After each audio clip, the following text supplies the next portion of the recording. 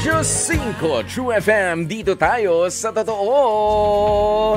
Kapatid, it's 3 minutes makalipas ang alas 12 ng tanghali. Mamasa-masang tanghali na naman nga po tayo, ano? O kaya dahan-dahan lang, slowly, ayan, but surely, i-share ang ating live streaming now na. At i-ready na nga po ang inyong mga tenga, magpwestuhan na naman po tayo. Kayong mga kalalabas lamang sa inyong mga opisina at nakikipag-unahan na nga. Saan ba tayo kakain? Doon ba sa paborito natin?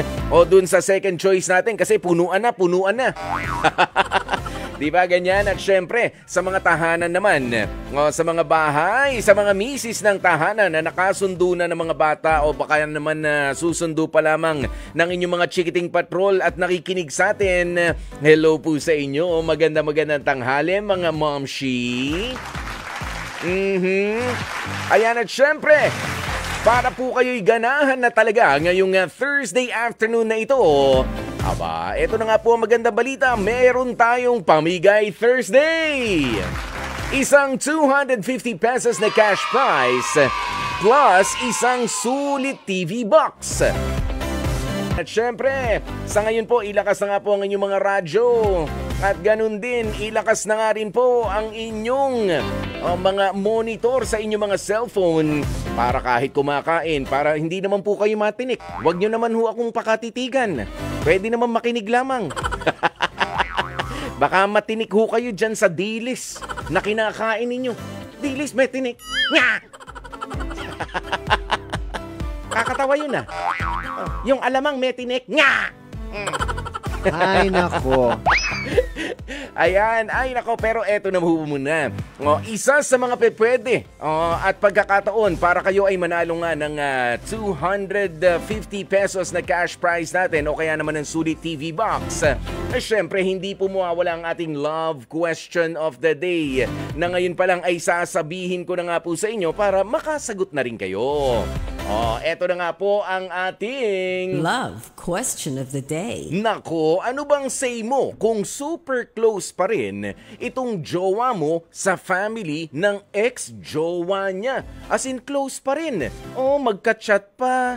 Baka kasama pa dun sa GC nila tito, nila tita at yung mga utol, may mga pabor-pabor pa. Anong say mo kapag super close pa rin itong jowa mo ngayon sa family ng ex-jowa niya? Mamaya po ang mga kasagutan dyan. Dahil sa ngayon, sa oras nating 7 minutes makalipas ang alas 12 ng tanghali, maganda na mapag-usapan na nga po natin ang lalaminin naman na kwento nitong ating HEART segment.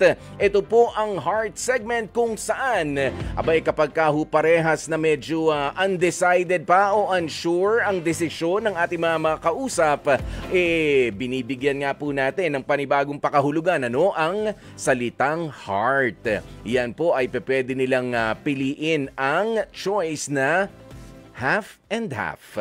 Undecided pa kami, Kuya Poy. Hindi pa rin talaga kami sigurado. Ayan, pipiliin ng letter H. O kaya naman na yung letter E, i-evaluate na po muna namin kasi ang hirap pa rin iproseso sa oras sa mga oras na to, no? Na mga pangyayari hindi pa namin na-absorb, Kuya Poy.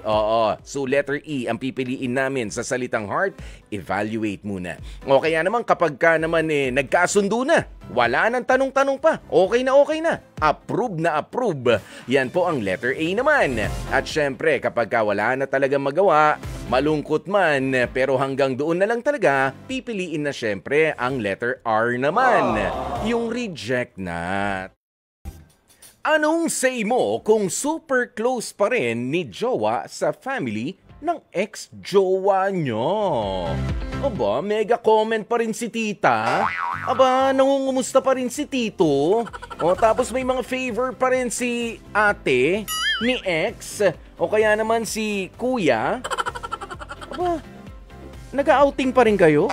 At ganun, ex mo na yun, family, ba't nai-cheesy pa kayo? O eto na nga po ang inyong mga kasagutan ha. Ano nga ba ang say mo kung super close pa rin nitong si Jowa sa family ng ex-jowa niya? Sabi ni Antoinette Petrache, kung ganoon, I can't erase naman na yun ang naunang dumating. O bago ako, minsan din na naging parte ng buhay niya ang mga taong yun. O, galing. O, sabi naman ni Eddie Boy de la Serna, iyan po ang kasabihan nating mga Pilipino, ika nga na iba pa din ang may magandang pinagsamahan. Kahit wala na po kayo ng ex mo, kahit saan kayo magkita at magkasalubungan, at kahit anong oras ay open kayo sa lahat sa isa't isa. Kumbaga, walang galit sa isa't isa, may mga blessings na nakakamit. O, maganda ring punto yan, ano? O, may magandang pinagsamahan kahit na nagkahiwalay pa nga naman. O, pwede po yan. Sabi naman ni Glay sa Katipan, ang masasabi ko sa kanya, kung dyan ka masaya, magsama-sama na kayo. Ayan. Para sa akin, sobrang awkward naman yun. Para sa jowa niya, hindi niya naisip na pwede mo maramdaman pagka nakita mo na ganun pa rin siya ka-close sa family ng ex-jowa niya. Nakakatawa yung tipong gusto mo silang pag-umpuging lahat. Konting konsiderasyon din naman at respeto lang. Ayan, pero sabi nga natin, maganda yung punto nitong sina Antoinette, nila Eddie Boy, pero may punto rin naman talaga na hindi maitatanggi itong si Glyza. Dahil yung iba, baka naman parang nawawalan na nga rin ng respeto, at kung ituring, parang sila pa rin nung mag-ex, kung ituring, ay halika nga rito, naku, miss ka na namin, kahit na nasa buntot mo lang, kahit nakatabi mo lang yung bagong jowa mo, naku, anong na nga si Girly, miss ka rin ni Girly, halimbawa Girly ang pangalan, di ba? Kasi nga babae, Girly, charot, di ba? Wag naman pong ganun. Wag ganun, ha? Sandali. Ito si Liv Acero, sabi niya wala namang problema basta hindi na sila ng ex niya. Ang ka-close mo yung family na lang naman. Malay natin may maganda rin talaga silang pinagsamahan kaya okay lang din. Basta hindi si ex yung pinaka-close niya. Yon! Maraming salamat po sa maraming mga nagsipagsagot sa ating love question of the day sa kung ano nga ba ang say mo. Kung super close pa rin ni jowa sa family ng ex-jowa niya.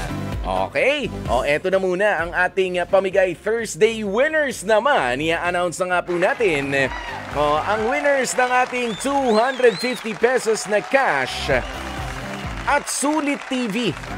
Bilang regalo na rin sa kanilang pag-uumpisa muli sa kanilang love life na 5 months na rin biglang natigil.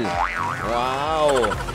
Salamat and congratulations. May 250 ka na, may Sulit TV ka pa. Isama mo na yan sa pandate mo. Janice and Gia ng Quezon City. At dito na nga rin po kami magpapaalam at magpapaalam bukas ulit. Alas 12 ng tanghali magkarinigan tayo mga kapatid sa ating programang laging tinututukan at kinaadikan tuwing pananghalian. Ito po ang programang Puso sa Puso ang Labanan. At ang lagi natin pinag-uusapan, ito po ang Heart to Heart na kasama niyo po ang inyong lingkod. Ako po si Kuya Poy, ang inyong Gwapo Poy.